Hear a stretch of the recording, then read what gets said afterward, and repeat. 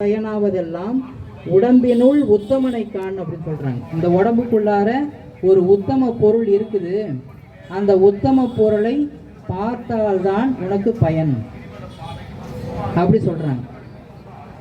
அப்படிப்பட்ட ஒரு உத்தம பொருள் உடம்புல இருந்தும் அதை அறியாது வெளி உலக விஷயங்களே நம்ம மனசை செலுத்தி வெளி உலக போகங்களே அனுபவிக்கக்கூடியவங்கள வள்ளல் பெருமான் என்ன சொல்றாங்க, குங்குமம் சுமந்த கழுதைன்றாங்க.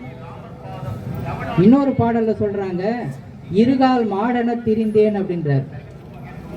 இருகால் இதை வேதமும் சொல்லுது, துவி பாத பசு அப்படின்றாங்க. துவி பாத, துவின்னா என்ன, தோன்னா என்னதுங்க ரெண்டு, பாதம்னா என்ன காலு, பசுன்னா என்ன மாடு. அது தமிழ் ஐயா சொல்றாங்க, இருகால் மாடென திரிந்தேன். மாடு என்னங்க பண்ணும், வெளியிலேருந்து எல்லாத்தையும் சாப்பிடும், சாப்பிட்டாதான் அசை போட்டுக்கிட்டே இருக்கும். நாமளும் என்ன பண்ணுறோம், வாழ்க்கையில் வெளியிலேருந்து இவங்க அந்த விஷயம் இந்த விஷயம் எல்லாத்தையும் உள்ளே வாங்கி மனசில் போட்டுக்கிட்டு அதை பற்றியே கடந்த காலத்தை பற்றி அசை போட்டுக்கிட்டே இருக்கிறோம் பாருங்கள். அப்போ இது நடந்துச்சு, இப்போ அது நடந்துச்சு அப்படி சொல்லி அசை போடுறோம் பாருங்கள்.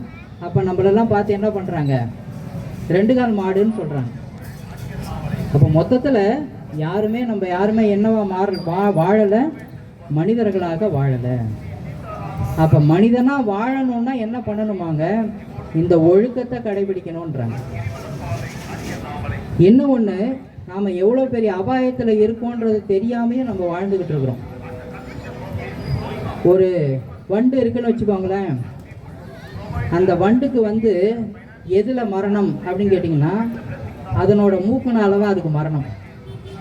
ஏன்னா வண்டு தாமரை பூலெல்லாம் போய் தேன் எடுக்க போகும். காலையில் பார்த்தீங்கன்னா தாமரைப்பூ மலர்ந்துருக்கும், அது தேனை சாப்பிடும். சாப்பிட்டுட்டு அந்த தாமரை பூவினுடைய நறுமணத்தில் மயங்கி அதுலேயே அப்படியே மயங்கி கிடக்குமாமா. சாயந்தரம் ஆக ஆக என்ன ஆகிடுங்க, சூரியன் மறைய மறைய தாமரை சூரியனை நோக்கி தானே இருக்கும். சூரியன் மறைஞ்சிச்சுன்னா தாமரை மூடிக்கும். வண்டு ஒரு மூங்கிலேயே ஓட்ட போடக்கூடிய சக்தி வாய்ந்தது.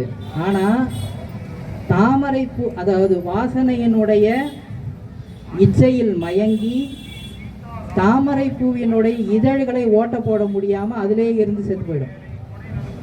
அப்போ வண்டுக்கு எதனால சாவு, மூக்கினால சாவு. விட்டில் பூச்சி இருக்கு இல்லையா, விட்டில் பூச்சி பொதுவாக பார்த்தீங்கன்னா வெளிச்சத்தை நோக்கி ஓடுறது அதனோட இயல்பு.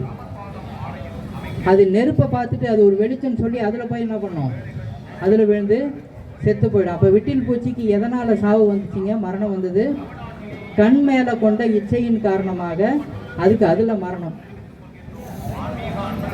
மானை எப்படி தெரியுமா பிடிப்பாங்க, மான் ஓடக்கூடிய இடத்துல திடீர்னு ஒரு பறைய அடிப்பாங்க, அதிர்ச்சியான சப்தத்தை உண்டு பண்ணுவாங்க.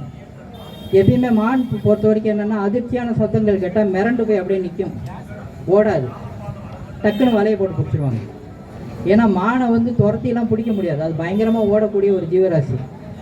இப்போ மானை பிடிக்கிறதுக்கு ஒரு தந்திரம் வச்சுருக்காங்க, பறை அடித்தோம்னா மான் ஓடாமல் ஒரு இடத்துல நிற்கும், டக்குன்னு வலையை போட்டு பிடிச்சிருவாங்க. இப்போ மானுக்கு எதனால் மரணம் வந்துச்சு, காது மேலே கொண்ட இச்சை.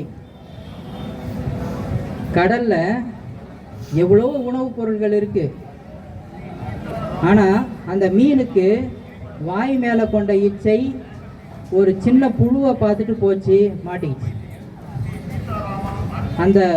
அந்த மீனுக்கு எதில் சாவு வந்துருச்சுங்க, வாய் மேலே கொண்ட இச்சை ஒரு மீனுக்கு மரணத்தை கொடுக்குது. யானையை எப்படி தெரியுமா பிடிப்பாங்க, பெண் யானையை ஒரு இடத்துல கட்டி வச்சிருவாங்க. முன்னாடி பெரிய குழி தோண்டி அதுக்கு மேலே சருகு, இலை சருகுகள்லாம் போட்டு சாதாரண தரை தளம் மாதிரியே பண்ணி வச்சுட்டு, ஏன்னா ஆண் யானைக்கு பொறுத்த வரைக்கும் என்னென்னா தேக இச்சைக்கு மேலே ஆசை அதிகம், உடம்பு மேலே ஆசை அதிகம். பெரிய குழி வெட்டி வச்சுட்டு பெண் யானையை கட்டி வச்சுருவாங்க. ஆண் யானை வருவார் பெண் யானையை தேடி, குழியில் விழுந்துருவார், முடிஞ்சு போச்சு. அப்போ யானைக்கு எதனால் அழிவு வந்துச்சு, தேகத்தின் மேலே கொண்ட இச்சை, அதனால் அதுக்கு அழிவு வரும். ஆக மொத்தம் விட்டில் பூச்சிக்கு கண் என்ற ஒரே ஒரு உறுப்பினால் அதுக்கு மரணம், வண்டுக்கு மூக்குன்ற ஒரே ஒரு உறுப்பின் மேலே கொண்ட ஆசையினால் மரணம், மீனுக்கு வாயின்ற ஒரே ஒரு உறுப்பின் மேலே கொண்ட இச்சையினால மரணம்.